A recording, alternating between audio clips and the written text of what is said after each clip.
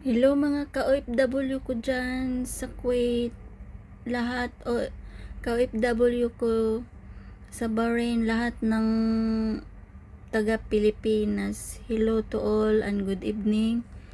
Dito ako ngayon sa Kuwait. Grabe ang panic namin kanina kasi narinig namin na ang Bahrain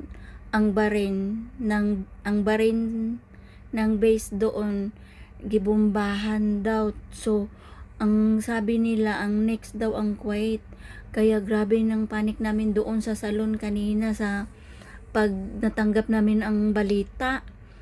Sa ang kasama ko doon sa salon yung African, nagbalita din sa kanya yung kaibigan din niya. So grabe, ang takot na takot kami. Alam niyo kung ano ginagawa namin. Grabe, nanginginig na ang ibang kasama ko. Sabi ko, huy, relax lang kayo dyan. Baka mamatay na kayo. Tapos, wala pang putok, namatay na kayo. Relax lang tayo. Kung ganun ang mangyayari, anong gagawin natin? So, kailangan nga ready kita palagi. Sabi ko sa kanila kasi ang saya namin kanina. Grabe, ang saya namin.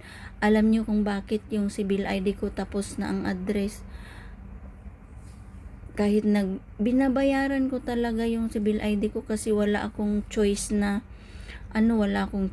iba, hindi ako maka-online. So nagbabayad ako sa Wasta. Kaya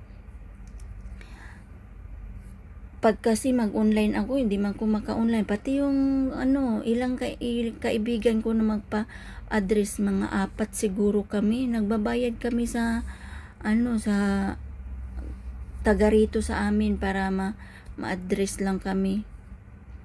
Kaya ang saya namin kanina. Sus, pag natanggap namin ang news na ang Bahrain gibombahan na ang base. Oh, grabe, ang takot namin. Oh, anong gagawin natin dito? So, kailangan na tayo ng tubig, pagkain natin sa bahay, ganun. Sabi ng mga African na kasama ko. So, relax lang tayo. So, ang ng Panginoon na dito na lang tayo, wala man tayo magawa. Kasi kung uwi tayo, hindi man tayo makauwi kasi anong sasakyan natin? Wala mang flight kasi takot din ang mga airplane na baka magbomba na sa taas, maano sila ng bala doon. Kaya gi-close muna nila, temporary close.